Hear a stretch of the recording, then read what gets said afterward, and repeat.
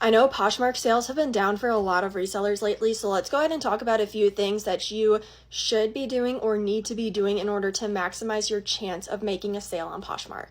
I could give you guys dozens of tips, but if you do not have desirable or in-demand items, those tips are going to be virtually obsolete. So how do you know what is a desirable item? You have to be checking comps on items that you come across while sourcing. Checking comps means checking comparable listings. You need to be checking those that are actively listed, and you also need to be checking those that have sold recently. That's how you can determine if something is in demand, as well as its profit margin, to see if it's worth you picking up and to see roughly how quickly it may sell for you. With this first point, brands don't always matter. No current trends. Keep flaws to a minimum. It's fine if you just have some quick repairs or a quick stain or spot treatment, but keep your repairs to a minimum. As you're selling things, people don't want to buy things that are flawed most of the time. Second thing you need to be doing is constantly sharing your closet items. I mean daily, and I mean multiple times a day if you can.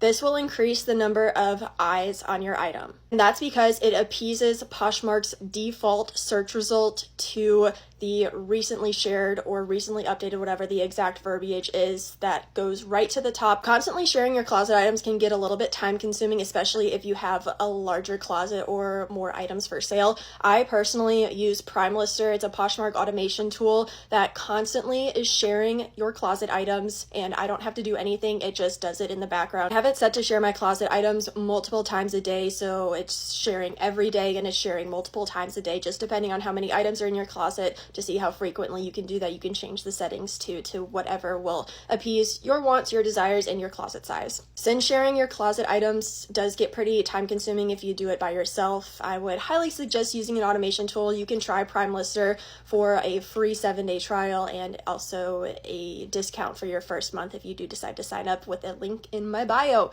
It will help you, I promise. Third things, loading your listings with keywords. It's just another thing that's going to increase searchability. Have it pop up in more searches. If you include different keywords, it may pop up in searches it wouldn't have otherwise. You need to put keywords in your title, in your descriptions, as well as in the style tags. There are a couple different strategies for each place. Let me go over that. For the title, if your character amount allows for it, use more broader terms like boho, athletic. And then in the description, you can get a little bit more specific and put a lot more in there because you have plenty more characters.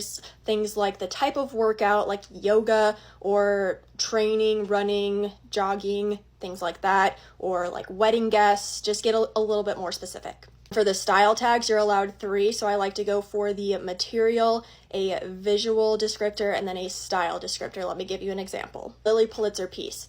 Cotton, that's a material.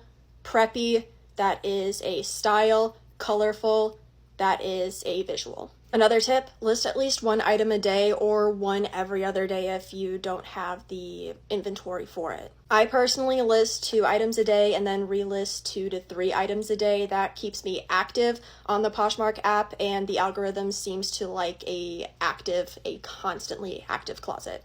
I used to not really be a believer in this because I'm like, okay, well, it doesn't matter if I'm posting every day. If someone wants the item, they're going to buy the item. But I genuinely do see a difference when I'm constantly posting 1 to 2 items a day. By the way, relisting does still count as a new item. Just make sure it's past the 60-day mark. Last tip for you guys. I know some people like to do this, some people don't like to do this, but add measurements to your listings, whether it's a ruler or a measuring tape in the photo or just writing it in the description. It just leaves less or fewer questions up to the buyer whether it's going to fit or not, so they don't have to contact you. They can just buy it outright with confidence. If 2 people are selling the same item, one person has like a very minimal description, you don't really see like what are the potential flaws, you don't really know the measurements, versus another listing that looks a little bit more professional, has the measurements and everything. They're like, wow, this seller really has it together, even like all things aside, whether they're looking for the measurements specifically or not. It just looks more professional. If you have any other tips, leave those in the comments below. Let's try to help each other out.